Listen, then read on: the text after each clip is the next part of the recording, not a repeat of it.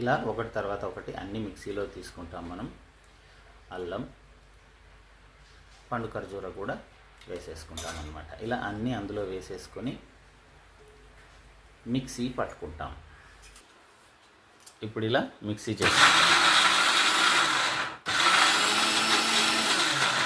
Paste లాగా చేసుకుంటాం.